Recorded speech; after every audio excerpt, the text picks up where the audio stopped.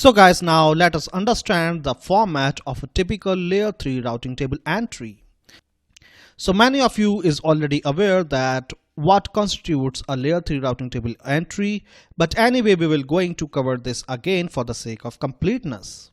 So now you can see that we have a network sample topology here, and I will going to show you the routing table of the node S, and the routing table of the node S would going to contain routing table entries such that S would know how to reach every other device in the topology. So you can see in this topology we have 5 devices. So beside S we have 4 other devices. So needless to say that the routing table of node S would going to have 4 entries, right? And the 5th entry is a entry for the routing device S itself, right? So this is the routing table entry where first column is the destination IP address. So it is this particular destination which a router would like to reach, right? So this is the loopback address of the router C, right? And remember, we are discussing the routing table entry of a node S.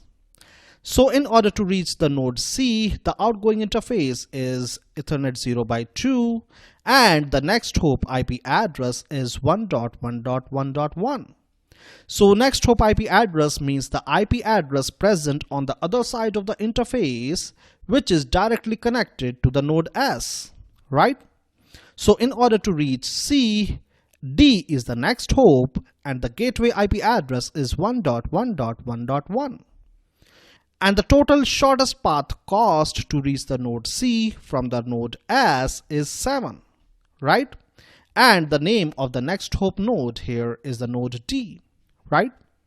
So this is a typical routing table entry example where destination IP address is a key of the routing table entry. Key means that any route in the routing table entry is uniquely identified using destination IP address. No two route can have the same destination IP address in the routing table entry. Outgoing interface and gateways are the two important parts of the routing table entries. These two information is required for the router to know how it should send the traffic if destined to this destination, right? So these two things is the minimal thing which router should know. Whereas the next two things, that is cost and next hop node, is an optional thing to have in the routing table entry. These two information is there only to tell you more information about the routing table entry. These fields are not used by the router to forward the traffic destined to the destination in the network. So a typical routing table entry format contains a key which is a destination IP address and the forwarding information which is the gateway IP address and outgoing interface, whereas this part, that is cost and next hop node, is only for information. So this is the complete routing table of the node S, and using this routing table the node S knows that in order to reach any destination in this topology, how it should forward the traffic, whether it should forward the traffic to this interface or to this interface. So again, reiterating once again, a typical layer 3 device constructs its L3 routing table such that traffic is forwarded to the destined node through a least cost path. The traffic should be forwarded in a loop-free manner, and if there is any change in the topology, then each device in the topology must recompute or update its routing table entries in order to reflect the topological change.